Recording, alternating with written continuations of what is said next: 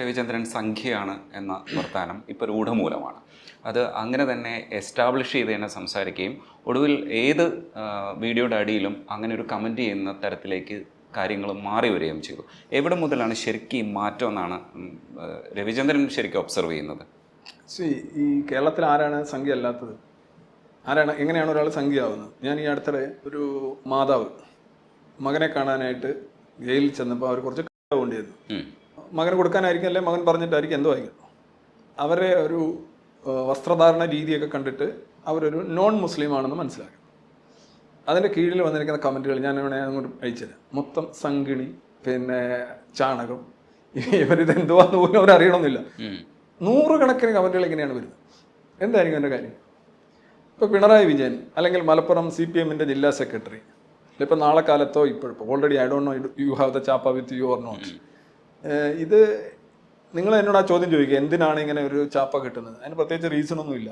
കേരളത്തെ സംബന്ധിച്ചിടത്തോളം നിങ്ങൾ ഏത് കാര്യം വന്നു കഴിഞ്ഞാലും, ഇപ്പോൾ ഒരു സിനിമ തന്നെ ഫോർ എക്സാമ്പിൾ ഒരു പുറത്തിറങ്ങിക്കഴിഞ്ഞാൽ അതിൻ്റെ സംവിധായകൻ്റെ പേരെന്ത്, നടൻ്റെ പേരെന്ത്, അതനുസരിച്ചാണ് ഇവിടുത്തെ പബ്ലിക് നാരേറ്റീവ്സ് എല്ലാം വരുന്നത്. അപ്പോൾ ആളുകൾ ഉടനെ കമ്മ്യൂണലായിട്ട് അങ്ങ് രണ്ടായിട്ട് നിൽക്കുകയാണ്. അപ്പോൾ അതിലൊരു വിഭാഗം അപ്പുറത്തും ഇപ്പുറത്തും പ്ലീസ് ചെയ്യാനായിട്ട് അവർ കുറച്ച് എക്സ്ട്രാ ആയിട്ടില്ലേ പറയണം, കുറേ നാട്യങ്ങളൊക്കെ കാണിക്കും. നമുക്കറിയാം സ്വാഭാവികമായിട്ട്. അപ്പം ഈ കേരളത്തിലെ ഒരു പൊളിറ്റിക്സ് വെച്ച് നോക്കുകയാണെന്നുണ്ടെങ്കിൽ ഇവിടെ ഈ BJP അല്ലെങ്കിൽ സംഘപരിവാറിന് പ്രത്യേകിച്ച് ഇതുവരെ വലിയൊരു ഹോൾഡൊന്നുമില്ല. പക്ഷേ എതിർഭാഗം സ്ട്രോങ്ങറാണ്. ഇപ്പോൾ കേരളത്തിലെ ഫേസ്ബുക്കിലായാലും രാഷ്ട്രീയത്തിലായാലും സാംസ്കാരിക രംഗത്തായാലും, ഇപ്പം നിങ്ങൾ ഞാൻ ഒരു ഉദാഹരണം പറഞ്ഞുതരാം. ഇത് സംഘി എന്ന് പറയുന്നതാണ് രാജസേനൻ, ഭീമൻ രഘു. അവർ രണ്ടുപേരും ഈ BJP ടിക്കറ്റിൽ നിന്നാണ്. അവർ അടുത്ത ദിവസം ചുവന്ന റവൺ കിട്ടി. അപ്പോൾ അവരതല്ലാതായി അല്ലേ? അതിനകത്തൊരു കാര്യം എന്ന് പറയുന്നത്, ഇപ്പോൾ CAA വന്നപ്പോൾ, കർഷക ബില്ല് വന്നപ്പോൾ ഒക്കെ എന്താണോ BJPയുടെ സ്റ്റാൻഡ്, അതിനോടൊപ്പം നിന്ന് രവിചന്ദ്രൻ സംസാരിച്ചു എന്നുള്ളതാണ് ഒന്നാമത്തെ പ്രശ്നം. രണ്ടാമത് CAA BJPയുടെ നയത്തിന് അനുകൂലമായിട്ടല്ല ഞാൻ സംസാരിച്ചത്. അത് വസ്തുതാപരമായി തെറ്റാണ്. ഞാൻ പറഞ്ഞത് അതിനകത്ത് മുസ്ലിം ഫിൽറ്റർ ഒഴിവാക്കണമെന്നാണ്. പൊതു ആക്ഷേപത്തെ കുറിച്ചാണ് ഞാൻ പറയുന്നത്. അതെ, മുസ്ലിം ഫിൽറ്റർ ഒഴിവാക്കണം. ബാക്കി അതിനകത്ത് കൊള്ളാവുന്ന കാര്യങ്ങൾ എടുക്കണം, നടപ്പാക്കേണ്ടതാണ്. കാരണം നിങ്ങൾ ആ ബില്ലിനെതിരെ നിൽക്കുകയാണെങ്കിൽ ഇവിടെ വർഷങ്ങളായിട്ട് വന്ന് കഷ്ടപ്പെട്ട് കിടക്കുന്ന മനുഷ്യർക്കെതിരെയുള്ള അമാനവികമായിട്ടുള്ള ഒരു നിലപാടാണ് നിങ്ങൾ എടുക്കുന്നത്. ആകെ നിങ്ങൾ നോക്കുന്നത് ഏത് കമ്മ്യൂണിറ്റിക്ക് അനുകൂലമായിട്ടാണ് നിങ്ങൾ സംസാരിക്കുന്നതെന്ന് മാത്രമാണ്. അങ്ങനെയല്ല കാര്യങ്ങൾ കാണേണ്ടത്. നമ്മൾ അതിനകത്ത് ഇൻവോൾവ് ചെയ്തിട്ടുള്ള മനുഷ്യരുടെ കാര്യമാണ് നോക്കേണ്ടത്. ആ മനുഷ്യർക്ക് ഗുണകരമായിട്ടുള്ള ഒരുപാട് കാര്യങ്ങൾ അതിനകത്തുണ്ട്. അതിപ്പോൾ വെളിവാക്കപ്പെടുകയും ചെയ്തു. പക്ഷേ അതിനകത്ത് മുസ്ലിം ഫിൽറ്റർ ആവശ്യമില്ല. എന്തുകൊണ്ടാണ് ഞാൻ പറഞ്ഞത്? 1976 ഭരണഘടനാ ഭേദഗതിക്ക് ശേഷം ഏതെങ്കിലും ഒരു മതത്തിൻ്റെയോ ജാതിയുടെ അടിസ്ഥാനത്തിൽ പൗരത്വം എന്ന് പറയുന്ന കാര്യം സ്വീകരിക്കാനോ അല്ലെങ്കിൽ തീർച്ചപ്പെടുത്താനോ പാടില്ല എന്നുള്ളതാണ്. അപ്പോൾ ആ ഫിൽറ്റർ മാറ്റുക. ആക്ച്വലി മുസ്ലിങ്ങൾ ഇവിടെ എത്ര പേര് വരും അതിൻ്റെ പേരിൽ? എനിക്ക് തോന്നുന്നില്ല അധികം പേര് അവിടുന്ന് ബംഗ്ലാദേശിൽ നിന്നും പാകിസ്ഥാനിൽ നിന്നും അഫ്ഗാനിസ്ഥാനിൽ നിന്നും ഇന്ത്യയിലേക്ക് പൗരത്വം ചോദിച്ച് മുസ്ലിങ്ങൾ ഒരുപാട് പേര് വരുമെന്ന് എനിക്ക് തോന്നുന്നില്ല. ഒന്നത് അവരെ സംബന്ധിച്ചോളം ഇത് ഈ ദാറുൽ ഹറാമാണ്. അവരുടെ രാജ്യത്ത് നിന്ന് ഇങ്ങനെ പോകുക എന്ന് പറഞ്ഞാൽ മതപരമായും ധാർമ്മികമായും രാഷ്ട്രീയപരമായിട്ട് അവർ ചെയ്യാൻ സാധ്യതയില്ലാത്തവരാണ്. ഇനി ആരെങ്കിലും വരികയാണെങ്കിൽ that can be consider as A special case. ഇതായിരുന്നു എൻ്റെ വാദം. താങ്കൾ എത്ര സത്യത്തിൽ നിന്ന് മാറിയാണ് ആ ഒരു ചോദ്യം ചോദിച്ചതിനോട്. ഇനി രണ്ടാമത്തെ കർഷക ബില്ല് കപിൽ സിബലിന്റെ ബില്ലാണ്, കോൺഗ്രസിന്റെ ബില്ലാണ്. ഈ രാജ്യത്തെ കോടിക്കണക്കിന് കർഷകർക്ക് ഗുണം കിട്ടുന്ന, അല്ലെങ്കിൽ 1991 ലിബറലൈസേഷൻ ശേഷം ഇന്ത്യയുടെ ഇൻഡസ്ട്രിക്കും ട്രേഡിനും ഉണ്ടാക്കിയ ഉണർവിന് സമാനമായ ഒന്ന് ഇന്ത്യയിലെ കർഷക രംഗത്ത് ഉണ്ടാക്കാവുന്ന അല്ലെങ്കിൽ ഉണ്ടാക്കാൻ ശേഷിയുള്ള ഒരു ബില്ലിനെയാണ് നിങ്ങളെടുത്ത് കമ്മ്യൂണലായിട്ട് അങ്ങോട്ടും ഇങ്ങോട്ടും ബാധിച്ചത്. നമ്മുടെ രാഷ്ട്രീയം ബേസിക്കലി ബ്ലഡി കമ്മ്യൂണലാണ്. നിങ്ങളൊക്കെ ഇതിനൊരു പാർട്ടായിട്ട് നിന്നുകൊണ്ടാണ്. എന്താണ് ഇതിനകത്ത് മെരിറ്റ് നോക്കുന്നില്ല, വസ്തുത നോക്കുന്നില്ല, മറിച്ച് കർഷക ബില്ല്. അപ്പോൾ എവിടെ നിൽക്കണം? അത് അവിടെയാണ് ഈ ഇന്ന കമ്മ്യൂണിറ്റികളാണ്, ഞാൻ അങ്ങോട്ടങ്ങ് നിൽക്കുക. എന്താ ഇത്? ഇത് BJPയുടെ ആണെന്ന് പറഞ്ഞു. BJP കർഷക ബില്ല് നടപ്പിലാക്കിയോ? BJP കർഷക ബില്ല് നടപ്പിലാക്കില്ല. ഞാൻ ഇപ്പോഴും കർഷക ബില്ലിന് വേണ്ടി നിലകൊള്ളുന്ന ആളാണ്. ആ റിഫോംസിന് വേണ്ടി നിലകൊള്ളുന്ന ആളാണ്. എക്കണോമിക് റിഫോംസിന് വേണ്ടി നിലകൊള്ളുന്ന ആളാണ്. ഫ്രീ ട്രേഡിന് വേണ്ടി നിലകൊള്ളുന്ന ആളാണ്. BJP നടപ്പിലാക്കിയില്ലല്ലോ. അവർ അത് മാറ്റി വെച്ചിട്ട് അവർ 2 തെരഞ്ഞെടുപ്പ് ജയിച്ചു. അല്ല, ഈ കാര്യങ്ങളൊക്കെ പറയുമ്പോഴാണ് ശരിക്കും ഒരു ചാപ്പ കിട്ടുന്നത്. ഈ ചാപ്പ കിട്ടുമ്പോൾ നമ്മൾ ചില കാര്യങ്ങൾ മുന്നോട്ട് വെക്കുന്നുണ്ട്. ഇപ്പം നാസ്തികത എന്ന് പറയുന്നത് ഒരു വശത്ത് നമുക്ക് പ്രഖ്യാപിക്കപ്പെടേണ്ടത്, മതങ്ങളെ എതിർത്ത് മുന്നോട്ട് പോവേണ്ടതുണ്ട്. ആ സമയത്ത് ഇത്തരം വിഷയങ്ങളിലൂടെ വരുമ്പോൾ മൊത്തത്തിലുള്ളൊരു എതിർപ്പ് കേരളത്തിൻ്റെ ടോട്ടൽ അവസ്ഥയിൽ എതിർപ്പ് വന്നിട്ടുണ്ട്. പല സാംസ്കാരിക പ്രവർത്തകർ, ഇപ്പോൾ മൈത്രേയൻ ഇത്തരത്തിലുള്ള പ്രവർത്തനങ്ങൾക്ക് ഒരുമിച്ച് പ്രവർത്തിക്കുന്ന മനസ്സുണ്ടെന്ന് നമുക്ക് തോന്നിയ ഒരാളാണ്. അതേപോലെ ഡോക്ടർ സി വിശ്വനാഥൻ സാറ്, ഇവരൊക്കെ രവിചന്ദ്രനെതിരെ സംസാരിക്കുന്ന, ഓപ്പണായിട്ട് നിലപാട് പറയുന്ന അവസ്ഥയിലേക്ക് വരികയാണ്. ഇങ്ങനെയൊക്കെ വരുമ്പോഴത്തേക്ക് ഒരുപാട് തരത്തിലുള്ള എതിർപ്പുകൾ വരും. ആ സമയത്തും നമ്മൾ നിൽക്കുന്ന സ്പേസിൽ ഉറച്ചു നിൽക്കുക എന്നുള്ള നിലപാടാണ് രവിചന്ദ്രൻ എടുത്തിട്ടുള്ളത്. അത് വസ്തുക്കളെ അത്രയും വസ്തുനിഷ്ഠമായി പഠിച്ചു എന്നുള്ളൊരു ആത്മവിശ്വാസം കൊണ്ടാണോ അങ്ങനെ നിന്നത്, ഇല്ലെങ്കിൽ ഈ എതിർപ്പുകളെ അങ്ങനെ കണ്ടാൽ മതി എന്നുള്ളതായിരുന്നു, വിമർശനങ്ങളെ അത്രമാത്രമേ കണ്ടാൽ മതി എന്നുള്ളതായിരുന്നു? ഏതായിരുന്നു ശരിക്കും അങ്ങനെ നിൽക്കാനുള്ള ഒരു ആത്മവിശ്വാസത്തിൻ്റെ കാരണം? ഒന്നാമത് ഈ പറഞ്ഞ വ്യക്തികൾ, I don't want to refer to any individual, ഞാൻ ആശയങ്ങളുടെ കാര്യത്തിൽ മാത്രമാണ്. അതായത് നമ്മളെപ്പോഴും പറയുന്നൊരു കാര്യം, പന്തിനടിക്കുക, കാലിനടിക്കാതിരിക്കുക. ഒരു വ്യക്തിയെ എഴുതി കാണിച്ചുകൊണ്ടോ അയാളെ ആശ്രയിച്ചതുകൊണ്ടോ അയാൾ പറയുന്ന ആശയങ്ങൾ ഇല്ലാതാവുകയോ അത് ശരിയാവുകയോ ചെയ്യുന്നില്ല. സോ ഇതല്ല വേണ്ടത്. നമ്മൾ എന്താണ് പട്ടം പറത്തുന്നത് പോലെയാണ്. പട്ടങ്ങളാണ് ഉയരം തേടുന്നത്, അല്ല തറയിൽ കിടന്ന് അടികൂടിയിട്ട് കാര്യമില്ല, കെട്ടിപ്പിടിച്ചിട്ടും കാര്യമില്ല. പട്ടത്തിന് ഉയരം ഉണ്ടാവണം, അതിനായിട്ടുള്ള കാര്യങ്ങൾ ചെയ്യണം. ഇപ്പം ഞാൻ ഈ വ്യക്തികളെ വെച്ചുള്ള അല്ലെങ്കിൽ I don't want to refer, ഞാൻ അങ്ങനെ ഒരു പരാമർശം നടത്താൻ ആഗ്രഹിക്കുന്നില്ല. പിന്നെ ആരെങ്കിലും പറഞ്ഞൊരു ആശയം താങ്കൾ പറയുകയാണെന്നുണ്ടെങ്കിൽ ഞാൻ അതിൻ്റെ മറുപടി പറയും. മൂലധനത്തെ സംബന്ധിച്ചുള്ള പ്രസൻറ്റേഷനിലായിരുന്നു ശരിക്കും ചില വ്യത്യസ്ത അഭിപ്രായങ്ങൾ വന്നിട്ട് ഈ സംഘടനയിൽ തന്നെ രണ്ട് തരത്തിലുള്ള സംഘടന പരുവപ്പെടുന്നത് ആയിട്ട് എനിക്ക് ഫീൽ ചെയ്തിട്ടുള്ളത് ഈ മൂലധനത്തെക്കുറിച്ചുള്ള പ്രസൻറ്റേഷന് ശേഷമാണ് എന്നാണ് ഞാൻ മനസ്സിലാക്കുന്നത്. അല്ല, ഈ നിങ്ങൾ ഈ പറഞ്ഞവരാരും തന്നെ എസൻസ് ഗ്ലോബലിലെ ഒരിക്കലും ഭാഗമായിട്ടിരുന്നില്ല, ഒരിക്കലും. That means never ever.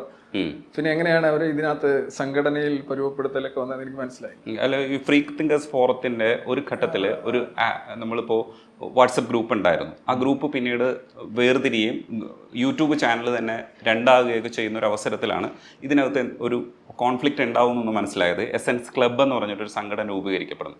ഇത് ശരിക്കും എന്തുകൊണ്ടാണ് അങ്ങനെ പരുവപ്പെട്ടത്? ചാനലുകൾ, ഇപ്പോൾ എൻ്റെ വീഡിയോ തന്നെ ഒരു കറൻ്റ് തന്നെ ഒരു 10-20 ചാനലുകളെങ്കിലും എൻ്റെ വീഡിയോസ് കട്ട് ചെയ്ത് മുറിക്കാതെയും വിമർശിച്ചു ഇങ്ങനെ സ്ഥിരം ഇങ്ങനെ പൊയ്ക്കൊണ്ടിരിക്കുകയാണ്. ഞാനിപ്പോൾ ഒരു ലൈവ് ചെയ്ത് കഴിഞ്ഞാൽ തന്നെ അതിൻ്റെ ഞാൻ അങ്ങോട്ട് മാറി ഇരിക്കുമ്പോൾ തന്നെ അതിൻ്റെ ഓരോന്ന് കട്ട് ചെയ്ത് ഓരോരുത്തർ ഇടുന്നതാണ്. പല ചാനൽ, ചിലർ പേര് 1 ആയിരിക്കും, ചിലർ ബ്ലഡി എത്തീസ് എന്നായിരിക്കും, ചിലത് ഹാ ഹൂ ഹുയ് എന്തെങ്കിലുമൊക്കെ പേരായിരിക്കും. അപ്പം ഈ ചാനലുകൾ അനുസരിച്ച് എന്തോ ഒരു മൂവ്മെൻറ്റ് പോയിക്കൊണ്ടിരുന്നു എന്നുള്ളത് എനിക്ക് തോന്നുന്നില്ല അത് വസ്തുതാപരമായി ശരിയാണ്. പിന്നെ എസൻസ് ഗ്ലോബൽ വരുന്നപ്പോൾ 2018-ലാണ്. 2016 എസൻസ് ക്ലബ്ബ് എന്ന് പറയും. അപ്പോൾ ക്ലബിനകത്തുണ്ട് ഈ പറഞ്ഞത്, ഈ ക്ലബിൻ്റെ തന്നെ പരിപാടികളെല്ലാം നമ്മൾ തന്നെയാണ് നടത്തിക്കൊണ്ടിരുന്നത്. ഇപ്പോൾ എസൻഷ്യൻ ഒരു 6 എസൻഷ്യകൾ നമ്മൾ നടത്തിയിട്ടുണ്ട്. ഇത് 5ാമത്തെ ലിറ്റ്മസാണ്. അപ്പോൾ അതിനകത്തൊന്നും ഈ പറയുന്ന ആളുകളൊന്നും ഒരിക്കലും പങ്കെടുക്കുകയോ വരികയോ ചെയ്യുന്നില്ല. പിന്നെ എങ്ങനെ താങ്കളുടെ ഒരു പക്ഷേ ഈ ഫേസ്ബുക്കിലൊക്കെ വരുന്ന കമൻറ്റ് വെച്ചുകൊണ്ടാണ് ഇവരെന്തോ ഇതിൻ്റെ ഭാഗമായിരുന്നു പിന്നെ അവർ പോയി, അങ്ങനെ ഒരിക്കലും ഉണ്ടായിട്ടില്ല. ഈ എസൻസിൻ്റെ തന്നെ ഭാഗമായിട്ട് പരിപാടികൾ സംഘടിപ്പിച്ചിട്ടുള്ള ഒരു തിരുവനന്തപുരത്തെ ഒരു നാഗേഷ് ഉണ്ട്, ജില്ലാ സെക്രട്ടറി ആയിരുന്നു എന്നാണ് മനസ്സിലാക്കുന്നത് ഇതിൻ്റെ ഘടകത്തിൽ.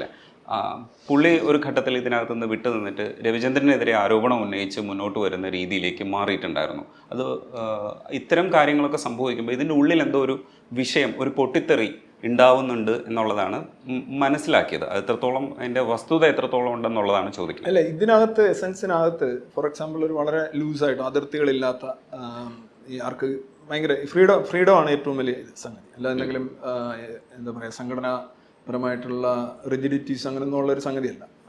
ഒരു ലൂസായിട്ടുള്ളൊരു കൂട്ടായ്മയാണ്, പരമാവധി സ്വാതന്ത്ര്യമാണ്. നിങ്ങൾക്ക് പുറത്തു പോകാം, അകത്ത് വരാം, തിരിച്ചു വരാം. അപ്പോൾ സ്വാഭാവികമായിട്ട് ഈ സംഘടനാ തലത്തിലോ സംഘാടകർക്കിടയിലോ ഒക്കെ പലപ്പോഴും നമ്മൾ വേണ്ടത്ര ഈ പറയുന്ന ഈ സ്വാതന്ത്ര്യം എന്ന് പറയുന്ന ഒരു ആശയത്തെ ഉൾക്കൊള്ളാൻ എത്രമാത്രം അവർക്ക് കഴിയും എന്നുള്ള ചോദ്യമുണ്ട്. അവർ പ്രവർത്തിച്ചുകൊണ്ടിരിക്കുന്ന രീതികൾ, അവരുടെ ശീലങ്ങൾ, വഴക്കങ്ങളൊക്കെ വരും. അപ്പം സൈഡ് സീറ്റിൽ ഇരിക്കാൻ മത്സരം വരും, ഡ്രൈവർ സീറ്റിൽ ഇരിക്കാൻ മത്സരം വരും. അങ്ങനെയൊക്കെയാണ് ആളുകൾ മിക്കവാറും ഈ എസൻസിൽ നിന്ന് പോകുന്നതും പുതുതായിട്ട് ആളുകൾ വരികയും ചെയ്യും. അപ്പോൾ സ്വാഭാവികമായിട്ടും ഈ വണ്ടി ഓടി പോകുന്നതനുസരിച്ച് ടയർ കുറച്ച് തേയും, ചിലത് മാറിയിടേണ്ടി വരും. സ്വാഭാവികമായിട്ടും അങ്ങനെയല്ലേ. അപ്പോൾ അങ്ങനെയൊക്കെ പോകുന്നതല്ലാതെ ആശയപരമായി എന്തെങ്കിലും ഒരു വ്യത്യാസം ഉണ്ടെന്നുണ്ടെങ്കിൽ അത് നമുക്ക്, ഞാൻ പറയാതാണ് ആശയങ്ങളെക്കുറിച്ച് പറയൂ എന്ന് പറയും. അല്ല, ആശയപരമായ വ്യത്യാസങ്ങളുടെ പേരിലാണ് അവർ പുറത്തേക്ക് പോയതെന്നാണ് എനിക്ക്. അങ്ങനെ ആശയപരമായ വ്യത്യാസത്തിന്റെ പേരിൽ എസൻസിൽ നിന്ന് പുറത്തു പോയ ഒരാളെ പോലും എൻ്റെ ജീവിതത്തിൽ ഞാൻ കണ്ടിട്ടില്ല. ഇപ്പോൾ ആദ്യഘട്ടത്തിലൊക്കെ വൈശാഖൻ തമ്പിയെ പോലുള്ള ഒരു ശാസ്ത്ര പ്രചാരകർ കൂടെ ഉണ്ടായിരുന്നു. പക്ഷെ പിന്നീട് വേദികളിൽ നിന്ന് വൈശാഖൻ തമ്പിയെ മാറി നിൽക്കുന്നതിൻ്റെ കാരണങ്ങൾ അത് വ്യക്തിപരമല്ല, ആശയപരമായ ചില നിലപാടുകളുടെ പേരിലാണെന്ന് പറയുമ്പോൾ അവിടെ നമ്മൾ എങ്ങനെയാണ് ഇതിനെ നോക്കിക്കാണേണ്ടത്? ഇപ്പോൾ രവിചന്ദ്രൻ സി തലപ്പത്തുണ്ട്, മറ്റൊരു രവിചന്ദ്രൻ സി അതിനകത്ത് ഇല്ല. അപ്പോൾ അത് ഈ തലപ്പത്ത് ഇപ്പോഴും രവിചന്ദ്രൻ സി തന്നെ നിൽക്കുന്നത് അത് വ്യക്തിപരമായിട്ട് നമ്മൾ അത്രയും അധ്വാനിക്കുന്നതുകൊണ്ടും പ്രവർത്തിക്കുന്നത് കൊണ്ടുമാണോ, അത് ഈ സംഘടനയിൽ എന്തെങ്കിലും സംഘടനാ സംവിധാനത്തിലൂടെ അങ്ങനെ തന്നെ നിൽക്കാൻ കഴിയുന്നതാണോ? ഞാൻ എസെൻഷ്യലി സംഘടനയിലുള്ള ആളല്ല. ഞാൻ സംഘടനയിലുള്ള ആളല്ല, അത്രേ ഉള്ളൂ. ഞാൻ കുന്തമുനയാവുന്നു എന്നുള്ളത് മാത്രം. അല്ല, കുന്തമുന എന്ന് പറഞ്ഞാൽ ഞാൻ പറഞ്ഞില്ലേ, ഇത് actually Rajneesh you are struggling to understand the format of the organisation. ഞാൻ എസെൻഷ്യലി ഒരു അംഗം പോലും അല്ല ഒന്ന്. അപ്പോൾ നിങ്ങൾ കരുതി ഞാൻ എൻ്റെ ഈ പറയുന്ന കുന്തമുനയാണ്, സംഘടനയുടെ തലപ്പത്താണെന്നുള്ള ഒരു വാദത്തിലാണ് ചോദ്യങ്ങളെല്ലാം ഫ്രെയിം ചെയ്യുന്നത്. നമ്മുടെ കൂട്ടായ്മ അങ്ങനെയേ അല്ല. That is not the format.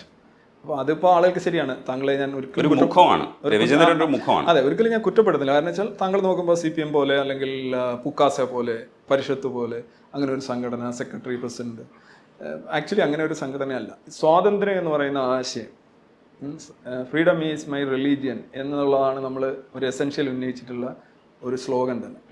അങ്ങനെ ഒരു സംഗതി എങ്ങനെയാണ് ഒരു സംഘടന വർക്ക് ചെയ്യുക? അത് പലപ്പോഴും ഞാൻ പറഞ്ഞില്ല, ആശയപരമായിട്ടല്ല. ഈ പുറത്തു പോകുന്ന ആളുകൾ എന്ന് പറയുന്നത് ആരെങ്കിലും പോയി കഴിഞ്ഞാൽ അവർ പുറത്ത് പോയതിന് ശേഷം അതിനെ ആശയപരമാക്കുകയാണ് ചെയ്യുക. ഇപ്പോൾ കേരള കോൺഗ്രസ്സുകാർ UDF-ൽ നിന്ന് LDF-ലേക്കും LDF-ൽ നിന്ന് UDF-ലേക്കും പോകും. അവർ വെറുതെ ഞങ്ങൾ ഭരണത്തിനായിട്ട് അങ്ങോട്ട് പോവുകയാണ്, ഞങ്ങൾക്ക് അവിടെ ചില പ്രശ്നങ്ങളുള്ളതുകൊണ്ട് പോവുകയാണ്, ഞങ്ങളുടെ കയ്യിലിരിപ്പ് കൊണ്ട് പോവുകയാണെന്ന് അവർ പറയും. അവർ പറയില്ല. അവർ പറയും എന്താണ്, കർഷക വിരുദ്ധമാണ് മുന്നണി, പിന്നെ അങ്ങനെ ഒരു സെറ്റ് ഒരു 10 കാര്യങ്ങൾ അവതരിപ്പിക്കും. ഇത്തരം ആശയങ്ങളുടെ പേരിലാണ് ഞങ്ങൾ പോയതെന്ന് പറയും.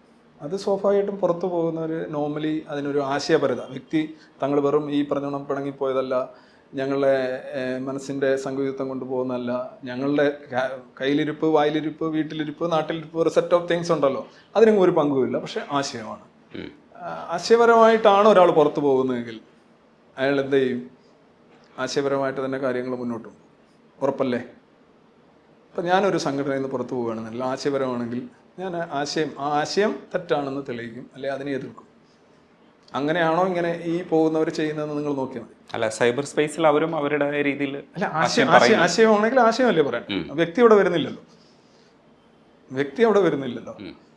ഞാനൊരു വ്യക്തിയും പറയാറില്ല. കാരണം വെച്ചാൽ ഞാൻ ആശയപരമായിട്ട കാര്യങ്ങൾ കാണും. നിങ്ങൾ ഈ പറഞ്ഞ വ്യക്തികളുടെ കാര്യത്തിലൊന്നും ഞാൻ അഭിപ്രായം പറഞ്ഞിട്ടില്ല. അതിൻ്റെ കാര്യമില്ല. അത് useless silly business. Ravichandran C കൂടുതൽ എതിർക്കുന്നു, കുറച്ച് എതിർക്കുന്നു എന്നൊക്കെ ഉള്ളത് പറയുന്നുണ്ട്. അത് നമ്മൾ അവഗണിച്ചാൽ പോലും എതിർക്കപ്പെടേണ്ടതുണ്ട്. ഈ മതങ്ങളുടെ നിലപാടുകളോ ഇല്ലെങ്കിൽ മതങ്ങളുടെ ഇത്തരത്തിലുള്ള യുക്തിയില്ലായ്മയും എതിർക്കപ്പെടേണ്ടതുണ്ട് എന്നുള്ളതാണ് ഇതിൻ്റെ ഒരു ബേസിക് ആശയം എന്ന് പറയുന്നത്. ഇതിലേക്ക് സാറ് ശരിക്കും വരുന്നത് ഗോഡ് ഡിലൂഷൻ്റെ പഠനം ഇല്ലെങ്കിൽ അതിൻ്റെ ഒരു ഒബ്സർവേഷൻ തയ്യാറാക്കിക്കൊണ്ട് ആ സമയത്ത് സംസാരിച്ചു തുടങ്ങുന്നു. ആ സംസാരിച്ചു തുടങ്ങുമ്പോൾ ആക്സിഡൻ്റലി ഇതിലേക്ക് വഴുതി മാറിയതാണ് എന്നാണ് ഞാൻ മനസ്സിലാക്കുന്നത്. അതിനെ തുടർന്ന് ചില ചോദ്യങ്ങൾക്ക് ഉത്തരം പറയേണ്ടി വന്നു. അപ്പോൾ അതിനെക്കുറിച്ച് കൂടുതൽ പഠിക്കേണ്ടി വന്നു. അങ്ങനെയാണോ പരുവപ്പെട്ടു വന്നത്? അല്ല, അങ്ങനെ പറയാൻ കഴിയില്ല. ഞാൻ ബേസിക്കലി ഞാൻ 39 വയസ്സ് ആ സമയമൊക്കെയാണ് ശരിക്കും ഇതിനകത്ത് വരുന്നത്. നാസികനാദേവ് എഴുതുന്നു, അത് ആ പുസ്തകം സ്വീകരിക്കപ്പെടുന്നു. ഞാനൊരു ലാപ്ടോപ്പുമായിട്ട് കേരളമെമ്പാടും ഇങ്ങനെ സംസാരിക്കുന്നു. 20 പേര് 30 പേരൊക്കെയുള്ള സദസ്സുകൾ, പ്രത്യേകിച്ച് നോർത്ത് കേരളയിലാണ് കൂടുതലും പോയിട്ടുള്ളത്. അപ്പോൾ അവിടെ നിന്ന് ഇങ്ങോട്ട് വരുന്നതെന്ന് വെച്ച് കഴിഞ്ഞാൽ അങ്ങനെ ആ ഒരു ട്രാക്കിലേക്ക് ഞാൻ പോയി. അതാണ് സംഭവിച്ചിട്ടുള്ളത്. ഇപ്പം ഞാൻ ആദ്യ കാലഘട്ടത്തിൽ വായനശാലകൾ, കോളേജുകൾ, സയൻസ് ടെസ്റ്റ്, യുക്തിവാദി സംഘം, പരിഷത്ത്, അങ്ങനെ കുറേയധികം മാനവിക വേദി എന്നൊക്കെ പറയുന്ന എൻ്റെ പലതിൻ്റെ പേര് പോലും എനിക്ക് ഓർമ്മയില്ല. കോളേജുകളിലെ അങ്ങനെയൊക്കെയാണ് ആദ്യത്തെ ഒരു 2013-14 വരെയൊക്കെയുള്ള ഞാൻ എൻ്റെ ഒരു പ്രത്യേകിച്ച് അങ്ങനെ ഒരു ഘട്ടത്തിൽ ഞാൻ ഒരു സംഘടനയിലും പ്രവർത്തിച്ചിട്ട്. കോളേജ് അധ്യാപനാണെങ്കിൽ കോളേജ് അധ്യാപന സംഘടനയിൽ പോലും ഞാനില്ല. അപ്പോൾ ഈ സംഘടനാ വിരുദ്ധനാണ് ഒരർത്ഥത്തിൽ. പക്ഷേ സംഘടന ഇത്തരം പരിപാടികൾ നടത്താൻ ആവശ്യമാണെന്നുള്ള കാര്യം ഞാൻ അംഗീകരിക്കുന്നതാണ്. കാരണം സംഘടനയിൽ എന്താണ് എന്ന് ചോദിച്ചു കഴിഞ്ഞാൽ സംഘടന എൻ്റെ സ്വാതന്ത്ര്യത്തെ തടസ്സപ്പെടുത്തും. എന്നാൽ സംഘടന വേണ്ടതെന്ന് ചോദിച്ചു കഴിഞ്ഞാൽ സംഘടന ആവശ്യമാണ്. അപ്പം ഞാൻ എന്ത് ചെയ്യും? ഞാൻ എൻ്റേതായിട്ടുള്ള ഒരു സ്പേസിൽ നിൽക്കും. സംഘടനയ്ക്കെതിരല്ല, ഞാൻ ഒരു സംഘടനയ്ക്കും എതിരല്ല. പക്ഷെ ഞാൻ ഈ എന്താണ് പറയുക, ഡേഞ്ചറസ്ലി ഇൻഡിപെൻഡൻ്റ് ആണ് ബൈ നേച്ചർ. പക്ഷേ സംഘടനാ സംവിധാനങ്ങൾ നമുക്ക് ആവശ്യമല്ലേ? സംഘടനാ സംവിധാനങ്ങൾ ആവശ്യമാണ്. ഇപ്പോൾ എസെൻസ്, ഇപ്പോൾ ലിറ്റ്മസ് 24 നടത്തുന്നു. സംഘടന ഇല്ലെങ്കിൽ എങ്ങനെ നടത്താൻ കഴിയുക? ഞാൻ സംഘടനയെ സപ്പോർട്ട് ചെയ്യുന്നു.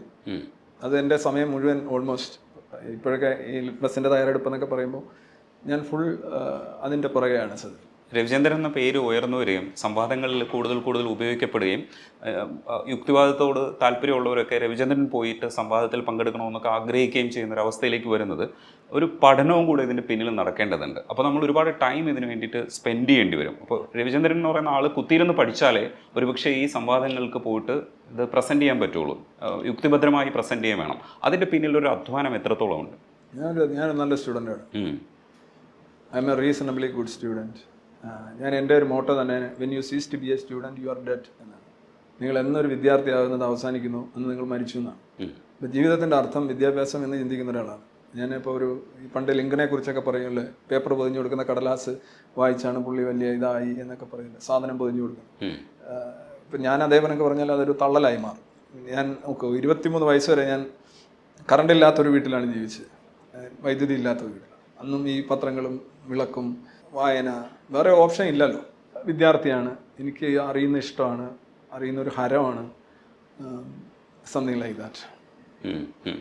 അപ്പോൾ പക്ഷേ എത്ര മണിക്കൂർ അധ്വാനിച്ചാലായിരിക്കും? ഇപ്പോൾ എന്താ വെച്ചാൽ ഈ പല വിഷയങ്ങളും നിങ്ങൾ പ്രണയത്തിലായിരിക്കുമ്പോൾ എത്ര സമയം അതിന് മെനക്കെടുന്നു അല്ലെങ്കിൽ വിനിയോഗിക്കുന്നു എന്ന് നിങ്ങൾ അറിയാറില്ലല്ലോ.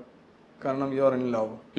So you are in love with something, you don't care for the time that you spend for that. Okay, you don't feel the strenuousness, the hardship, the pain. You don't feel that because you are in love.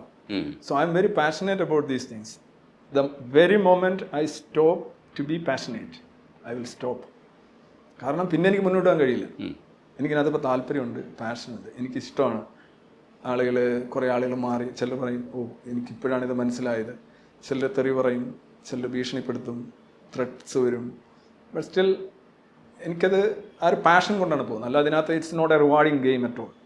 നമ്മളുടെ താങ്കൾ പറഞ്ഞ ഇതേ ഹാർഡ്ഷിപ്പും ഇതേ കഠിനാധ്വാനവും ഇതേ ഫോക്കസും ഒക്കെ വേറെ ഏതെങ്കിലും മേഖലയിലാണ് ചെലവഴിക്കുന്നതെങ്കിൽ, ബുദ്ധനെ എറിഞ്ഞ കല്ല് എന്നുള്ള പുസ്തകം എഴുതുന്നതിന് പകരം ഒരു ഗീതാ ക്ലാസ് ഞാൻ എടുത്തിരുന്നെങ്കിൽ എനിക്ക് അറ്റ്ലീസ്റ്റ് ഒരു അതെങ്കിലും ആക്കാമായിരുന്നു. ഞാൻ I don't want to refer to that. Anyway just അതാണ് സാധ്യത. ഒരു ഉത്തരവാദിത്തമുള്ള ജോലിയാണ് ചെയ്യുന്നത്. ഇപ്പം ഇംഗ്ലീഷ് പ്രൊഫസറാണ്, അപ്പോൾ ലിറ്ററേച്ചറുമായി ബന്ധപ്പെട്ട് ക്ലാസ്സുകൾ എടുക്കുമ്പോൾ പല റെഫറൻസും ഉപയോഗിക്കേണ്ടി വരും. അപ്പോൾ ആ ജോലിയുടെ ഉത്തരവാദിത്തത്തിൽ നിന്ന് മാറി നിൽക്കാൻ പറ്റില്ല. കാരണം സ്റ്റുഡൻസ് എന്ന് പറയുന്നത്, അധ്യാപകൻ എന്ന് പറയുന്നത് ഗൈഡ് ആകുന്ന ഒരു അവസ്ഥയിൽ അവർ ഭയങ്കരമായിട്ട് ഗൈഡ് ചെയ്യണമെങ്കിൽ നമ്മൾ അത്രയും അറിവുണ്ടാക്കണം. അപ്പോൾ ആ ഏരിയയിൽ കൂടെ നമ്മൾ വർക്ക് ചെയ്യേണ്ടി വരുന്ന ഒരു അവസരത്തിലാണ് ഇപ്പുറത്തെ സൈഡിൽ ഇത്തരം വലിയൊരു ഹെവി ആയിട്ടുള്ളൊരു ഭാരം എടുക്കുന്നത്. ഇത് രണ്ടും എങ്ങനെ മാനേജ് ചെയ്ത് പോവാന്ന്? ഒന്ന് പാഷനാണെന്ന് രജനീഷൻ, ഞാൻ ഓടിപ്പോയി ആവശ്യമില്ലാത്ത കാര്യങ്ങൾ പഠിക്കുകയും പരീക്ഷ എഴുതുകയും ചെയ്യുന്ന ഒരാളായിരുന്നു ഞാൻ. 13 PG എക്സാം എഴുതിയിട്ടുണ്ട്. 13 PG ഞാൻ ജയിച്ചിട്ടില്ല. ഞാൻ പലതും ഫസ്റ്റ് ഇയർ മാത്രമേ എഴുതിയിട്ടുള്ളൂ. അങ്ങനെ പോയിട്ടുണ്ട്. അതാണ് നിങ്ങൾ 9 കാര്യം പറഞ്ഞത്. പക്ഷെ ഞാൻ എല്ലാ വർഷവും എഴുതുകയായിരുന്നു. ഞാൻ പിന്നെ അതുപോലെ മത്സര പരീക്ഷ, PSC പരീക്ഷകൾ എനിക്ക് എത്രയോ ഈ പറഞ്ഞോണം എല്ലാവർക്കും അന്നത്തെ ആ എന്താ പറയുക ജോലി കിട്ടാനായിട്ട് കിടന്ന് ഇങ്ങനെ ഒരു ഒരു ഒരു ഒരു കത്തലുണ്ടല്ലോ. അപ്പം നമ്മൾ എല്ലാ ടെസ്റ്റിലും എല്ലാ റാങ്ക് ലിസ്റ്റിലും വരും, എല്ലാ ജോലിയും കിട്ടും. എനിക്ക് അവസാനം കിട്ടിയ ജോലിയിലാണ് ഞാനിപ്പോൾ നിൽക്കുന്നത്. ഞാൻ ആദ്യത്തെ ജോലി ഈ പറഞ്ഞോണം PSCയിലായിരുന്നു 11 കൊല്ലം. അത് കഴിഞ്ഞ് കോളേജിൽ കിട്ടി. കോളേജിൽ അന്ന് മത്സര പരീക്ഷ ഇല്ലായിരുന്നു. അന്ന് PDC ഇങ്ങനെ മാറ്റിയതുകൊണ്ട് കോളേജിൽ അധ്യാപകർ എക്സസ് ആയി. ഇപ്പം ഞാൻ വർക്ക് ചെയ്യുന്നൊരു പോളിടെക്നിക്കിലാണ്. അന്ന് ഈ PDC മാറ്റിയത് കാരണം കോളേജിലെ അധ്യാപകരെ കുറേ പേരെ അവരെ സ്റ്റാഫ് സ്ട്രെങ്ത് നിലനിർത്താൻ എൻ്റെ ഭാഗമായിട്ട് പോളിയിലേക്ക് വിട്ടു. അപ്പോൾ പോളിയിൽ അവർ പോയി പഠിപ്പിക്കും. കോളേജ് എഡ്യൂക്കേഷനിലാണ്, ശമ്പളം, പ്രൊമോഷൻ, മറ്റു കാര്യങ്ങളെല്ലാം ഹയർ എഡ്യൂക്കേഷനാണ്. അപ്പോൾ ആ ഒരു പാലത്തിലാണ് ഞാനിപ്പം എൻ്റെ വീടിനടുത്തൊരു പോളിടെക്നിക്കിലാണ് ഈ കോഡിന് കഴിഞ്ഞിട്ട്. കാരണം എൻ്റെ യാത്രാ സമയം 7 മണിക്കൂറിൽ നിന്ന് 7 മിനിറ്റായി കുറഞ്ഞു. എനിക്ക് യാത്ര ചെയ്യാൻ അത്രയും പറ്റുന്നില്ല. അപ്പോൾ അതുകൊണ്ട് ഞാൻ ഈ +2 ലെവലിലുള്ള ഇംഗ്ലീഷാണ് ഒരു പേപ്പർ, ഞാനതൊക്കെ പഠിപ്പിച്ച് ഇങ്ങനെ കഴിയാൻ. ഞാനിനി കോളേജിലേക്ക് ഇനി വേണേൽ തിരിച്ചു പോവാം. ഞാൻ അവസാനം വിമൻസ് കോളേജിൽ നിന്നാണ് ഇങ്ങോട്ട് വന്നത്. പക്ഷെ എന്തായാലും അവിടെ ഇരുന്ന് തന്നെ സമാധിയാകുക എന്നുള്ളതാണ് എൻ്റെ ഒരു ഉദ്ദേശം. വീടിനടുത്താണ്. പക്ഷെ ഒരവസ്ഥയിൽ ഇൻട്രോവേർട്ട് ആയിട്ടുള്ളൊരു പയ്യൻ ഇല്ലെങ്കിൽ ഒരു മനുഷ്യൻ എക്സ്ട്രോവേർട്ട് ആയിട്ടുള്ള കുറേ കാര്യങ്ങൾ ചെയ്യേണ്ട ഒരു അവസ്ഥയിലേക്ക് തള്ളിയിടുവാണ്. അപ്പോൾ ഇപ്പോൾ എന്ന് വെച്ചാൽ രവിചന്ദ്രൻ ഒരു മുഖമാണ്, യുക്തിവാദികളുടെ മുഖവും കൂടെയാണ്. അപ്പം എല്ലാ സംവാദങ്ങളിലേക്കും രവിചന്ദ്രൻ പോയാൽ കൊള്ളാം എന്ന് തോന്നുന്ന തരത്തിലേക്ക് വളരണം. അത് അങ്ങനെ വളരുകയും ചെയ്തു. അപ്പം ബേസിക്കലി നമ്മൾ മാറേണ്ടതുണ്ട്. അപ്പോൾ വേദികളിൽ വന്ന് നിൽക്കുമ്പോൾ നേരിടേണ്ടതുണ്ട്, ചോദ്യങ്ങൾ നേരിടേണ്ടതുണ്ട്, ആൾക്കാരോട് സംസാരിക്കുന്നതിന് തന്നെ ചില രീതികളുണ്ട്. അപ്പം അവിടെ തഗ് പറയേണ്ടതുണ്ട് കയ്യടി നേടാൻ വേണ്ടിയിട്ട്. അങ്ങനെയാണ് ചില സംവാദങ്ങളിലൊക്കെ തഗ് പറയുന്നവരാണ് വിജയിച്ചതെന്നാണ് കരുതുന്നത്. അതൊക്കെ എങ്ങനെയാണ് ഉണ്ടാക്കിയെടുത്തത്? Basically I'm not a പുലി, ഐ എം നോട്ട് എ പുഴു. ഒരു പുലിയല്ല, ഒരു പുഴുവല്ല. ഞാൻ എപ്പോഴും എൻ്റെ കുട്ടികളോട് പറയുന്ന കാര്യം നമ്മുടെ ബ്രെയിനെ കുറിച്ചാണ്. ചിലർ പറയും ഈ നിങ്ങൾ ബ്രെയിൻ്റെ വളരെ കുറച്ചേ നിങ്ങൾ ഉപയോഗിക്കുന്നുള്ളൂ എന്ന് പറയും. അത് ശാസ്ത്രീയമായി തെറ്റാണ്. നിങ്ങൾ വെറുതെ എല്ലാ ഭാഗങ്ങളും ഉപയോഗിക്കുന്നു, പക്ഷേ ഉപയോഗിക്കുന്നതിൻ്റെ നിരക്കും അതിൻ്റെ റേറ്റും ഒക്കെയാണ് കുറവ്. എല്ലാ ഭാഗങ്ങളും ഉപയോഗിച്ചില്ലെങ്കിൽ നമുക്ക് എന്തെങ്കിലും കുഴപ്പം സ്വഭാവത്തിലുണ്ടാകും. പക്ഷേ ഞാൻ പറയുന്നത് നിങ്ങളത് യൂസ് ചെയ്യുക. യൂസ് ചെയ്യുക എന്ന് പറഞ്ഞാൽ വളരെ ഇമ്പോർട്ടൻ്റ്. ഈ യൂസ് ലെസ് ആയിട്ടാണ് യൂസ് ചെയ്യുന്നതെങ്കിൽ നിങ്ങൾ യൂസ്ലെസ് ആയി പോകും. ഫുള്ളായിട്ട് യൂസ് ചെയ്ത് കഴിഞ്ഞാൽ യൂസ്ഫുൾ ആവും. മറ്റേ അർത്ഥത്തിലല്ല ഞാൻ പറയും. ഇപ്പം ഇഫ് യു ആർ മൊത്തം ഫുള്ളായിട്ട് യൂസ് ചെയ്യുക useful to yourself and others. ഇപ്പം ഞാൻ ഉദ്ദേശിക്കുന്നത് ഇപ്പം എന്തായാലും നമ്മൾ എരിഞ്ഞ് തീർന്നുകൊണ്ടിരിക്കുന്ന ഒരു സിഗരറ്റ് പോലെയാണ്. എപ്പോഴാ എന്ന് അറിയാൻ കഴിയാത്ത, നമ്മൾ സന്തോഷത്തോടെ മരണത്തെ സ്വീകരിക്കാനായി നടക്കുന്ന ജീവികളാണ് നമ്മളെല്ലാം തന്നെ. അപ്പോൾ അതിനിടയിൽ പരമാവധി ജീവിതം ആസ്വദിക്കുക, ആനന്ദം ഉണ്ടാക്കുക, മറ്റുള്ളവരെ ഏറ്റവും കുറച്ച് നോവിച്ചുകൊണ്ട്, നിങ്ങളെ ഏറ്റവും കുറച്ച് നശിപ്പിച്ചുകൊണ്ട് ഏറ്റവും കൂടുതൽ ആനന്ദവും സന്തോഷവും ഉണ്ടാക്കുക. നിങ്ങൾ തന്നെ നിങ്ങൾക്കൊരു സപ്പോർട്ടും മറ്റുള്ളവർക്കൊരു തണലുമായി മാറുക. അപ്പം ഇതാണ് എൻ്റെ ഒരു ജീവിതാഭിമുഖ്യം. അപ്പം നമ്മൾ ഈ ഉറങ്ങുന്നത് പോലും റാൻഡി പോഷിൻ്റെ ഒരു പുസ്തകത്തിൽ പുള്ളി പറയുന്നുണ്ട്. ഞാനൊരു പുസ്തകം എഴുതിയിട്ടുണ്ട്, മൃത്യുവിൻ്റെ വ്യാകരണം എന്ന് പറഞ്ഞൊരു പുസ്തകം എൻ്റെ ഉണ്ട്. അപ്പോൾ അതിൽ ടെർമിനൽ പാൻക്രിയാറ്റിക് ക്യാൻസർ വന്ന ഒരു അസോസിയേറ്റ് പ്രൊഫസറാണ് റാൻഡി പോഷ്. അപ്പം ഞാനും അതുമായിട്ട് നോക്കുമ്പോൾ ഒരു പ്രൊഫഷണലായിട്ട് എനിക്കന്നൊരു ഇത് തോന്നിയിരുന്നു, ഒരു സാമ്യം തോന്നിയിരുന്നു. He died at 47. അപ്പോൾ 3 കുട്ടികളുണ്ടായിരുന്നു. അതിൻ്റെ 6 മാസം സമയമാണ് പുള്ളിക്ക് ബാക്കി കൊടുത്തിരിക്കുന്നത്. അപ്പോൾ പുള്ളി പറയുന്നുണ്ട് ഈ 6 മാസം സമയം, അപ്പോൾ ഉറക്കം പോലും ഒരു ലക്ഷറി ആയിട്ട് മാറുന്നു. ബാക്കി എത്ര സമയമുണ്ടെന്ന് നോക്കുമ്പോൾ you can number, your days R numbered, you will find even sleep as A luxury. ഉറങ്ങി അത്രയും സമയം പോയില്ലേ എന്നറിയും. അപ്പോൾ അങ്ങനെയും ഒരു ജീവിതതലം ഉണ്ട് എന്ന് ഞാൻ പറഞ്ഞാണ്. ഞാനും അങ്ങനെ തന്നെയാണ് ചിന്തിക്കുന്നത്. എത്രയുണ്ടെന്ന് അറിയില്ല. അപ്പോൾ ഉള്ളത് ആകാശത്തേക്ക് നോക്കുമ്പോൾ ഈ നക്ഷത്രങ്ങളും ഈ കാറ്റും ഈ പുഴയും ഈ ആശയങ്ങളും, നിങ്ങളുണ്ടെങ്കിലേ ഈ ലോകം ഉണ്ടല്ലോ. നിങ്ങൾ ഷട്ട് ഡൗൺ ആവുന്നതോടുകൂടി ഈ ലോകം തന്നെ ഇല്ലാതാകും. ആക്ച്വലി അത് ഇല്ലാതാകുന്നില്ല, അത് നമുക്കറിയാം, അത് അറിവാണ്. പക്ഷെ അത് അനുഭവമല്ല. നമ്മളുടെ അനുഭവമായിട്ട് നോക്കുകയാണെങ്കിൽ നമ്മളില്ലാതാകുമ്പോൾ ഈ ലോകം ഇല്ലാതാകും. പക്ഷെ അറിവ് അതല്ല. Knowledge is different, that's why its objective. അവിടെയാണ് നമ്മൾ സയൻസ് എടുക്കേണ്ടത്. അതുകൊണ്ടാണ് നമ്മൾ സയൻസിനെ